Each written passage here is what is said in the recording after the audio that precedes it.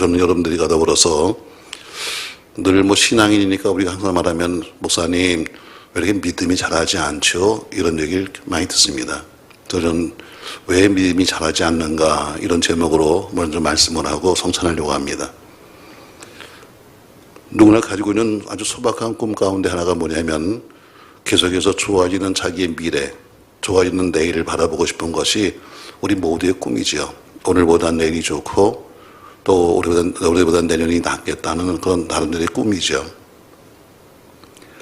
아마 사업하는 사람의 꿈이 있다면 그야말로 돈 많이 버는 게 아마 사업하는 사람의 꿈일 거예요. 또 학문하는 사람의 소원이 있다면 높은 학문의 경지까지 가는 것이 그의 소원이겠죠. 나름대로 다 사람마다 소망이 있는데 그럼 신앙생활하는 여러분과 저에게는 무엇이 소원일까?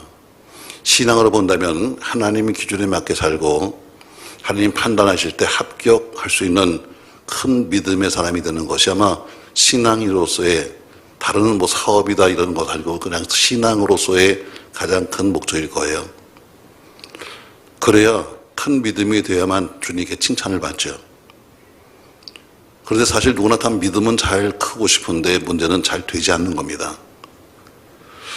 또 여러분과 제가 믿음이 더 잘 자라고 싶다 하고 소망한다고 되는 것도 아니죠.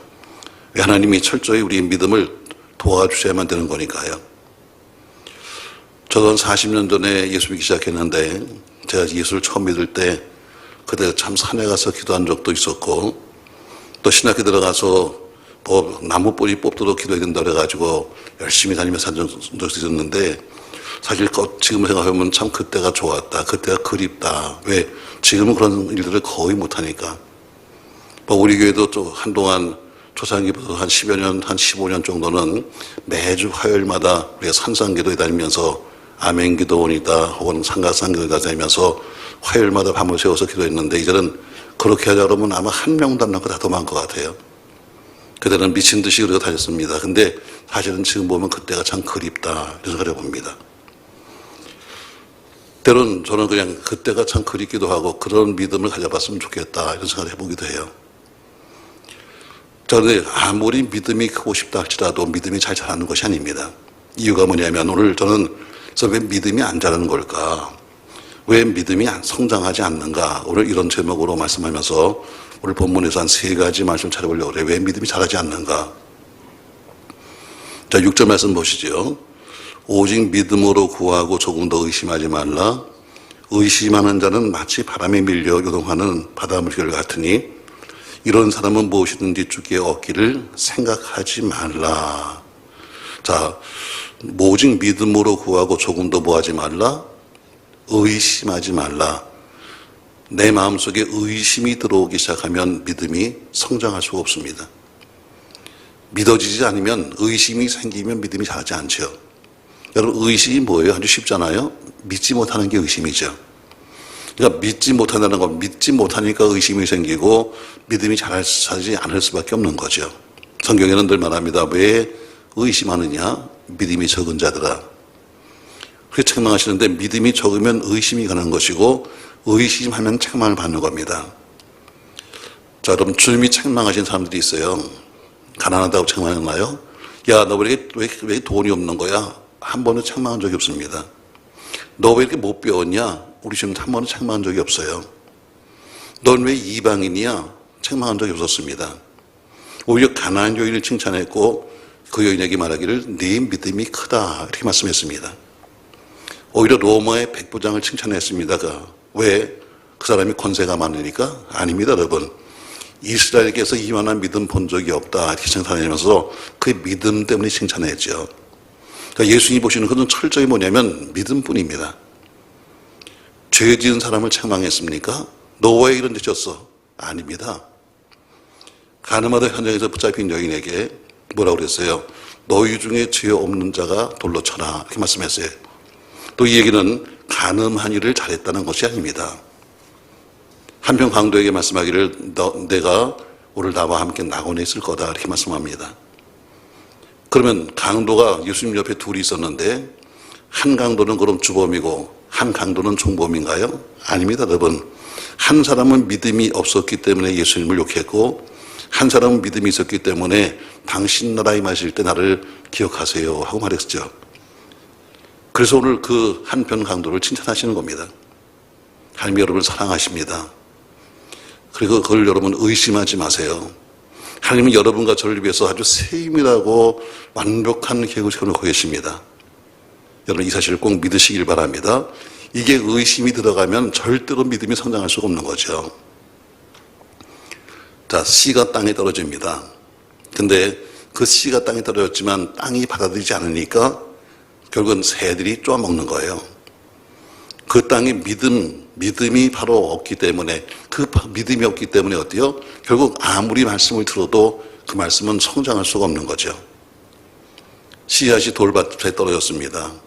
얼만큼 자다 죽었어요. 왜 죽었습니까, 여러분? 흙이 얇아서 그랬습니다.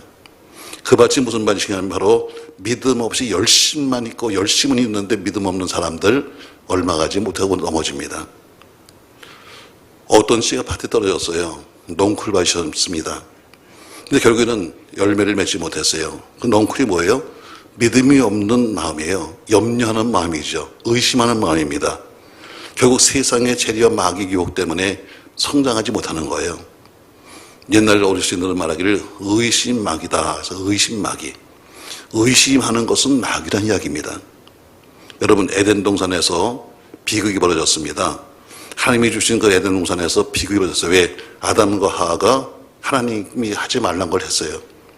그 시작이 뭡니까 여러분? 의심이에요. 하나님 말씀을 믿지 못했습니다. 말씀이 뭐예요? 너 먹으면 정령 죽어 했는데 설마 죽을까? 설마 내가 먹는다고 죽이겠어? 이것 때문에 결국 의심 때문에 결국은 하나님과의 관계가 끊어진 겁니다.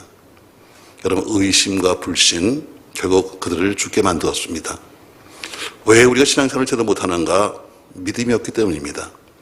하나님만 의지하면 하나님이 책임져 준다는 것은 믿음이 있어야 하는데 그 믿음이 없으니까 주일날도 쉴 수가 없는 겁니다. 왜? 내가 하루 쉬면 내가 망하지, 내가 하루 쉬면 우리 사업 안 돼, 이렇게 생각하니까 안 되는 겁니다. 장사를 하든 출근을 하든 무엇을 내가 꼭 해야만 한다고 생각하니까 안 되는 거죠. 그러다 보니까 기도도 못합니다. 만약에 여러분 우리가 은행 가서 통장에 있는 돈이 있다면 가서 예금 지급을 쓰잖아요. 기도는 그만큼 확실한 거예요. 내 통장에 있는 돈을 청구하는 것과 똑같습니다. 만약에 그냥 아주 쉽게 말해서 새벽에 나오신 여러분 혹은 저녁에 나오신 여러분, 우리 주님이 눈에 보이지 않지만 그러나 주님이 저 앞에서 올 때마다 여러분에게 10,000원씩만 준다 해도 오는 사람 많을 거예요. 또 새벽에 와라, 내가 50,000원씩 줄게. 그러면 아마 매직이 올 겁니다. 그게 믿어지지 않는 거예요. 하나님이 너 나와서 기도하면 응답한다. 믿어지지 않는 겁니다. 그러니까 어때요? 안 나오는 거죠. 만약에 그분이 서서 50,000원씩만 주면 매직이 나온다니까. 아마 목동 아줌마 다 올지도 몰라요. 그 받았고 저기 놀러 가려고. 그게 뭐예요? 그게 의심이에요. 성경에 있는 말씀을 믿어야 되는데 말씀이 믿어지지가 않아. 그러니까 아무리 이야기해도 믿어지지 않으니까 믿음이 클 수가 없는 거죠. 내가 청구하면 은행에서 준다 하는 믿음이 있으면 청구할 수 있는 거예요. 왜? 통장에 돈이 있으니까. 그 통장을 누가 만듭니까 여러분? 우리가 만드는 게 아니라 믿음으로 만들어지는 겁니다. 자, 여러분 의심하지 마십시오. 의심이 결국 여러분과 저로 하여금 믿음이 자라는 것을 막는 거예요. 오늘 본문에 보니까 오직 믿음으로 구하고 조금도 의심하지 말라 이렇게 말합니다. 왜입니까 여러분? 오늘 6절 말씀 다시 보세요. 오직 믿음으로 구하고 조금 더 의심하지 말라. 의심하는 자는 마치 바람에 밀려 요동하는 바닷물결 같으니 이런 사람은 무엇이든지 주께 얻기를 생각하지 말라. 아주 쉽게 말하면 의심하는 자는 아무것도 줄 수 없다 이 얘기입니다. 의심하는 자는 아무것도 얻을 수 없다는 이야기입니다. 마치 바람에 요동치는 물결 같아서 그 말빨리 의심의 돌을 치워야만 네가 성장한다. 네 믿음이 지금 의심에 눌려 있는데 의심의 돌멩이를 빨리 치워야만 네 믿음이 성장한다. 그리고 네 믿음이 커야만 하나님이 기뻐하신다. 왜? 하나님은 믿음을 기뻐하시니까. 오늘 여러분 이 연말에 믿음의 돌을 치우시길 주의 이름으로 바랍니다. 약속은 반드시 이루어집니다 여러분. 근데 그 약속의 말씀을 믿지 못하는 거예요. 한쪽으로는 듣고 나서는 그럴까 하면서 또 딴짓하니까 결국에는 아무것도 못하는 거죠. 왜 믿음이 크지 않냐고 묻지 마세요. 여러분과 저희 마음속에 있는 믿음의 돌을 치우십시오. 그러면 반드시 그 믿음은 성장할 수밖에 없는 겁니다. 두 번째 일 말씀합니다. 사도행전 2장에 보니까 38절 말씀에서 베드로는 이렇게 말씀하고 있어요. 사도행전 2장 38절 같이 읽습니다. 베드로가 가로되 너희가 회개하여 각각 예수 그리스도의 이름으로 세례를 받고 죄사함 받으라. 그러면 성령을 선물로 받는다. 이렇게 말합니다. 자, 베드로가 지금 설교하면서 너희가 회개하여 각각 예수 그리스도 이름으로 세례를 받으라. 그리고 죄사함 받아라. 이렇게 말합니다. 두 번째, 죄에 눌리면, 죄라고 하는 돌멩이에 눌리면 믿음이 성장할 수가 없습니다. 첫 번째가 의심의 돌멩이요, 두 번째가 죄의 돌멩이에 눌려버리면 믿음이 클 수가 없어요. 이사야서 59장에서 말씀하시기를 주의 손이 짧아서 권하지 못하는 것이 아니요 주의 귀가 어두워서 듣지 못하는 것이 아니다. 이렇게 말씀합니다. 하나님의 손이 짧아서 널 도와주지 못하는 게 아니야. 하나님의 귀가 안 들려서 네 기도를 못 듣는 게 아니야. 뭐 때문에 못 들으신가? 하나님이 안 듣는 이유가 뭐냐면 너와 나 사이에 죄 때문에 너와 나 사이가 막혔기 때문에 내가 아무리 와서 징징거리고 울면서 별짓을 다 해도 내게 들릴 수가 없어. 왜? 죄가 막았으니까. 죄가 하나님의 길을 막아버렸어요. 죄가 하나님의 눈을 가려버렸습니다. 그러니까 어때요? 아무리 보고 싶어도 볼 수 없고 듣고 싶어도 들리지 않는 거죠. 너희 죄가 얼굴을 가리워서 하나님이 보이지 않게 되었다. 이렇게 말씀합니다. 결국 하나님이 가장 싫어하는 것이 죄입니다. 죄는 하나님과의 원수지가 아니에요. 그래서 하나님은 작은 죄도 용납할 수가 없는 겁니다. 하나님과 죄를 겸하여 섬길 수 없습니다. 하나님과 죄를 겸하여 사랑할 수 없습니다. 사람이 망하는 이유는 언제나 죄 때문입니다. 그래서 죄의 값은 사망이죠. 죄는 죽음으로 가는 통로입니다. 아담의 죄 때문에 에덴에서 쫓겨납니다. 하나님이 그래도 아담을 사랑하셔서 그래도 죄 쫓겨난 그 아담에게 그래도 가죽 옷 한 벌 입혀주셨습니다. 그리고 그들은 에덴의 모든 기쁨을 잊어버린 거예요. 옷 하나 얻어 입고 그리고 그는 쫓겨났습니다.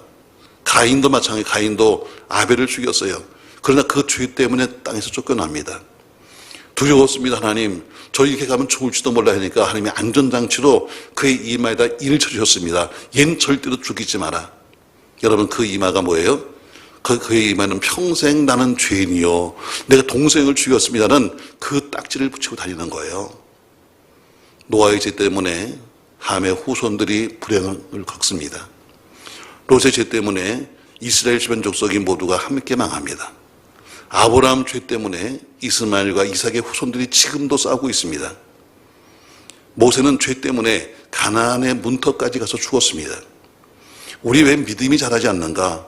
죄가 우리를 누르기 때문입니다. 우리가 죄를 끼고 있는 한 우리 믿음은 절대로 성장할 수가 없는 겁니다. 죄는 우리를 아주 영적으로 무력하게 만드는 것이 죄입니다. 그러므로 여러분과 제가 죄 문제를 해결해야만 되는 겁니다. 오늘 여러분께 성찬하면서 주가 흘리신 피가 여러분과 저희 모든 죄와 허물을 씻어주기를 주님의 이름으로 축복합니다.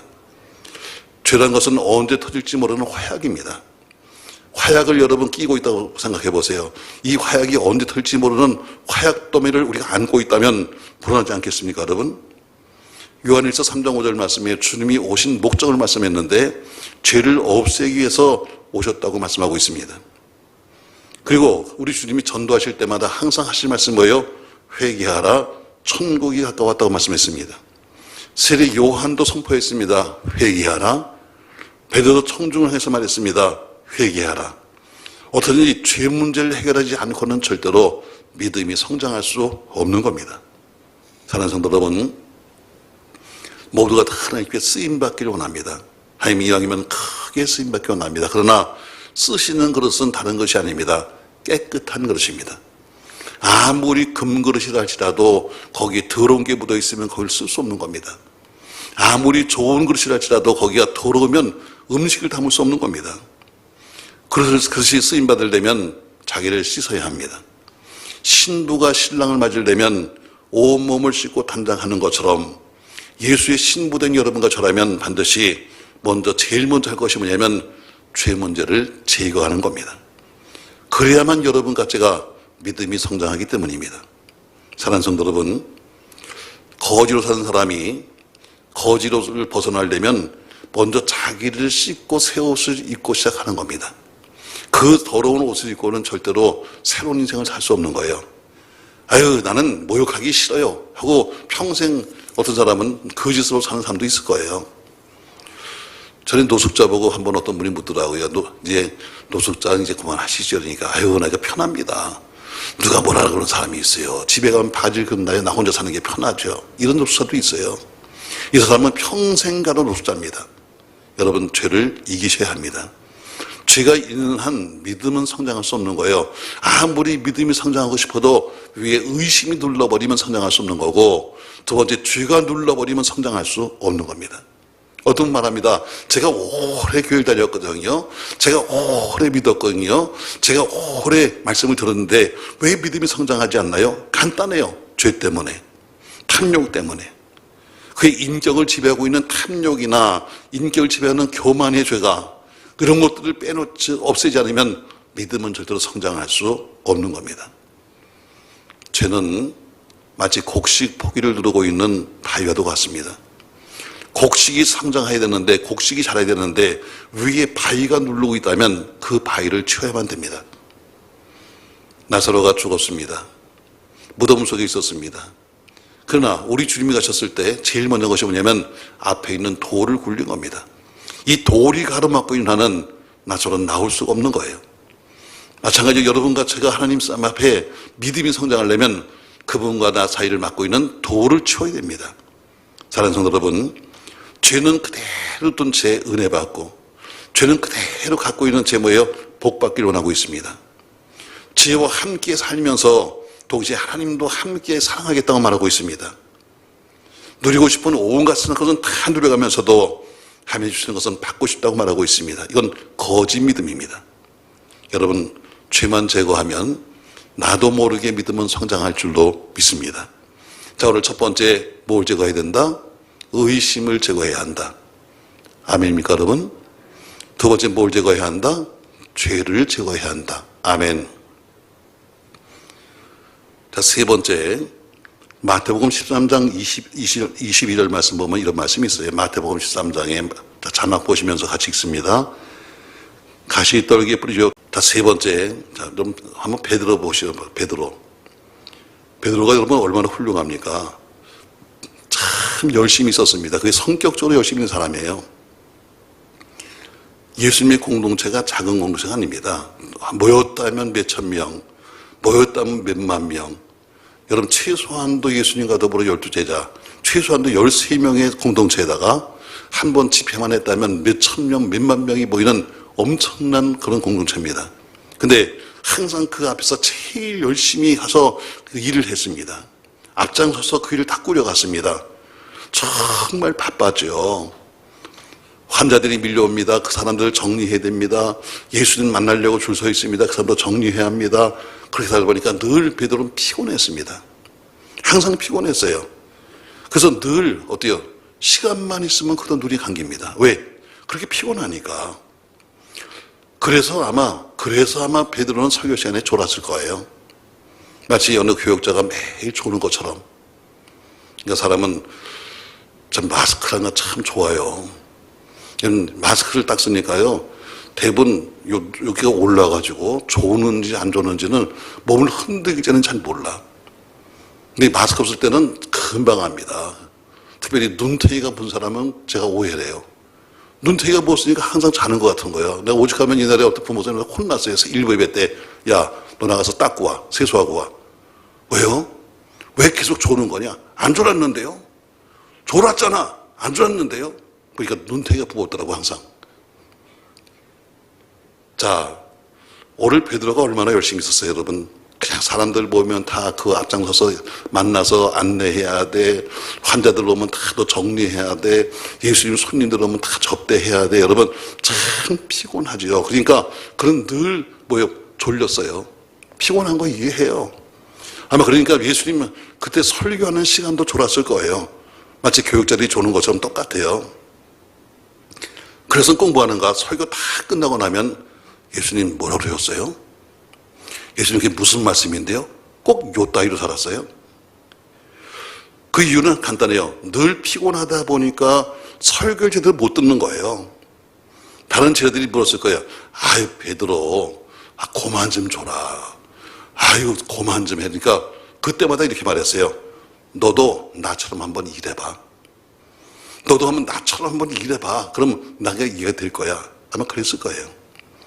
그런데 주님은 그걸 원하지 않으셨어요. 뭐라고 말씀했는가? 하나라도 족하니라. 네가 여러 가지 분주하게 하느라고 지금 네가 그렇게 피곤한데 난 한 가지만 하는 것도 좋게. 여러분 이 말씀 잘 들으셔야 해요. 자, 그럼 정작 베드로 보세요. 그렇게 훌륭했던 베드로 한 게 뭔가 있나 보세요. 그가 한 것은 뭐예요? 다 주님이 준비해 놓으신 거지 베드로가 한 게 아무것도 없어요. 자, 오병이어 기적 때 베드로가 한 게 뭐 있어요? 아무것도 없어요. 그냥 제자들이 어린 소년, 야, 너희 가진 건 뭐 있니? 했더니 어린 소년 가지고 있는 오병이어를 가지고 왔을 뿐이지 그 이상 한 거 없어요. 그럼 최후의 만찬 때는 뭐 했어요? 아무것도 없어요. 이미 다 어떤 여인이 준비하셨어요. 베드로 한 거 한 가지 있어요. 변화산에 가서 예수님과 더불어 함께 산에 올라갔는데 예수님과 더불어 변화산에 올라가 보니까 예수님이 신비하게 바뀌는 거예요. 막 전부 다 놀랬습니다. 막 예수님이 변하고 그다음에 모세가 내려오고 하는데 놀래가지고 그리고 말합니다. 예수님 우리 내려가지 맙시다. 내가 초막 셋을 지을 테니까 여기서 합시다. 이게 다예요. 그러고서 어때요? 주님께 욕 되게 얻어먹었어요. 안 된다, 가자야. 결국 한마디 했는데 결국에는 아무것도 이루어지지 못했어요. 결국은 그렇게 땀 흘렸습니다. 그렇게 피곤했습니다. 그리고 주님 가시는 곳마다 쫓아다녔습니다. 근데 결국엔 주님을 위해서 할 수 있는 것은 뭐냐면 늘 끝에 가서 한 말은 뭐냐면 아우 피곤해.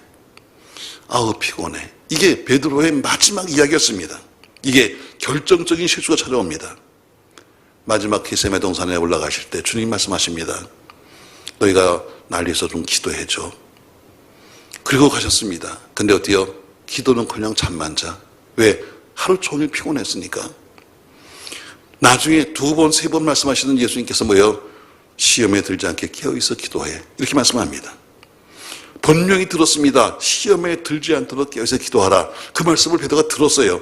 들었음에도 불구하고 쏟아지는 잠을 이기지 못해가지고 또 그런 잠을 잡니다. 이유는 간단해요. 피곤해서. 여러분 생각해보세요. 이렇게 편안한 예배당 같이 이 추운 날 훈훈하게 여러분 따뜻하면 잠이 올 것도 같아. 그러나 게세마네 동산이 여러분 산비탈이요. 산비탈에 앉아서 여러분 무슨 잠을 자겠어요. 근데 얼마나 피곤했으면 그 산비탈에 앉아갖고 꾸벅꾸벅 졸면서 여러분 있었겠어요. 이해됩니다. 깨어놓으니까 또 자고 깨어놓으니까 또 자고 주님이 깨우셔도 밀려오는 졸음을 이길 수가 없었어요. 이유는 한 가지예요. 피곤해서. 여러분 세 번째, 피곤에 눌리면 절대로 믿음 성장하지 못해요. 베드로가 누구예요? 주님 위해서 모든 걸 다 버리고 한 사람이 베드로예요. 물불 안 가리고 충성한 사람이 베드로입니다. 그런데 어때요? 주님 말합니다. 그래, 네 마음은 오히려되 육신이 연약해서 깨어있지 못하는구나. 내가 마음은 내가 알지만 그러나 육신이 연약해서 네가 조는구나. 늘 눈이 피곤했습니다. 여러분 기도해야 할 사람이 기도 못하지 못하면 성경은 죄라고 말해요. 왜 기도 못해요? 여러분 왜 기도 못합니까? 피곤해서 못해요. 피곤병을 이겨야 합니다. 먹고 살기가 힘드니까 여러분 그래요. 힘들죠. 그러나 하나님께 성경은 뭐예요? 맡기라고 말씀하잖아요. 기도 생활을 위해서 여러분 조금씩 좀 덜 벌어요. 내가 기도하느라고 좀 시간을 내느라고 좀 못 벌어도 그거 먼저 하세요. 그러면 하나님이 채워주세요. 그 믿음을 가지십시오. 내가 주를 위해서 조금 내가 좀 덜 번다 할지라도 주님이 나를 하여금 분명히 채워주신다. 그 믿음이 있어야지 그냥 월, 화, 수, 목, 금, 토일 다 일하고 하루 밤늦게까지 일하고 와서는 아유 피곤해 하면서 여러분 언제 주를 섬기고 언제 기도할 거예요? 우리 모든 현대인이 지금 우리 고쳐야 될 병이 있다면 피곤병과 바쁜병이에요. 모두가 다 똑같이 입만 열으면 아유 힘들어 죽겠다. 아이고 바빠 죽겠다. 아이고 피곤해 죽겠다. 여러분 죽겠다는 말이 계속 나옵니다. 세상에 남이 죽으려고 해도 세상에 말려야 되는데 자기 입으로 모여 죽겠다는 말을 계속하고 있으면 죽을 수밖에 없는 거죠. 기도 못하니까 죽습니다. 영이 죽죠. 육신이 여러분 피곤하니까 육신도 죽습니다. 그렇게 죽게 된 다음에 병원에 가요. 자, 영이 죽고 육도 아프고 병원 갑니다. 그러면 의사 선생님이 하는 말은 딱 하나예요. 좀 쉬셔야 됩니다. 이게 의사의 판단이에요. 좀 쉬어야 됩니다. 더 다른 말도 없어요. 좀 쉬셔야 합니다. 그 말 한마디 듣고 어때요? 좀 치료하면서 쉬겠다고 침대에 누웠는데 그동안 벌었던 돈 다 써버리네. 그동안 그렇게 다니면서 월화수목금토일하고 밤늦게까지 다니면서 일했는데 가서 몇 달 누워있다 보니까 다 써버리네. 여러분 지나치게 피곤하면 신앙생활하기 쉽지 않아요. 목사도 짓는 죄 중에 가장 큰 죄가 기도하지 않는 거예요. 그 죄를 짓게 하는 원인이 뭐냐면 목사도 피곤하고 바쁘기 때문이에요. 저도 가장 괴로운 게 하나예요. 지나치게 피곤하고 지나치게 바쁜 거. 맞습니다, 여러분. 사람은 게으르면 안 돼요. 부지런해야죠. 그러나 기도할 수 없을 만큼 지쳐 있으면 안 돼요. 여러분 오해가 없기 바라요. 피곤을 이기셔야 합니다. 일에 치여서 주님의 일을 못하는 사람이 없기를 주의 이름으로 바랍니다. 밤이면 여러분 일찍 자요. 도리가 없어요. 새벽 예배 하려면 일찍 자는 길밖에 길이 없어. 밤늦게까지 텔레비 보고 밤늦게까지 게임하고 늦게까지 컴퓨터 하다가 여러분 새벽에 눈이 떠져요? 안 떠져요. 밤에 일찍 자는 길밖에 길이 없어. 퇴근하면 곧장 집으로 가는 길밖에 길이 없어요.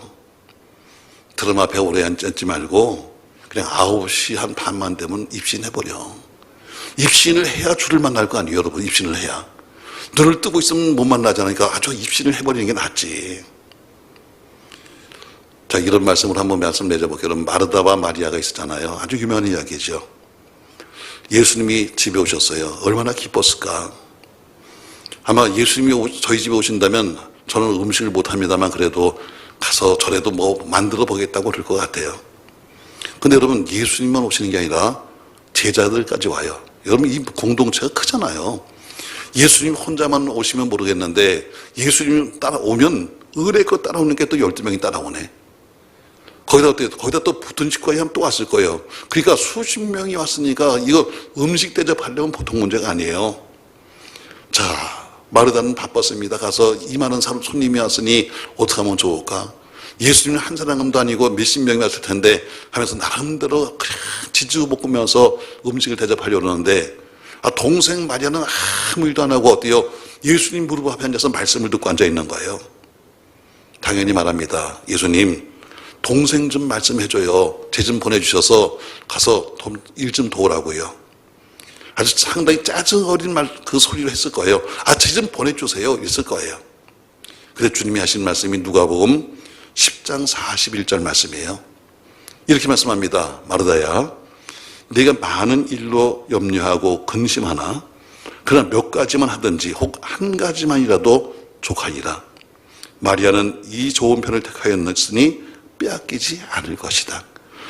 네가 몇 가지를 하든지 혹 한 가지만 하더라도 좋다. 다시 말해 뭐요? 여러 가지 음식 안 만들어도 괜찮아. 한 가지만 하더라도 괜찮아. 말씀만 들어도 괜찮다. 여러분 상상을 초월하는 이야기예요. 주님이 원하시는 것은 뭐예요? 음식이 아니었었어요. 주 원하시는 건 뭐예요? 대접이 아니었었어요. 주 원하시는 건 뭐예요? 바로 말씀을 듣는 것이었었어요. 일하지 말라는 것이 아닙니다. 세상에 영적인 일을 능가할 만한 육적인 일은 없다는 것입니다. 아무리 육적인 일이 크다 할지라도 영적인 일을 따라갈 수는 없는 것입니다. 사랑하는 성도 여러분, 전 여러분 우리 모두가 믿음의 사람이 되길 주의 이름으로 축복합니다. 다른 사람보다 좀 경제적으로 부족하다 할지라도 믿음으로 그 부분을 채워가시기 바랍니다. 믿음이 자라는데 장애가 있다면 여러분 그 장애를 없애야, 그것을 없애야 여러분과 제가 믿음이 성장하죠. 자주 묻습니다. 목사님 왜 믿음이 안 크는 거예요? 이유 간단해요. 이유 간단합니다. 첫 번째, 의심의 돌을 치우십시오. 아멘. 그냥 말씀을 믿으면 돼요. 이 말씀은 따지라고 준 게 아니야.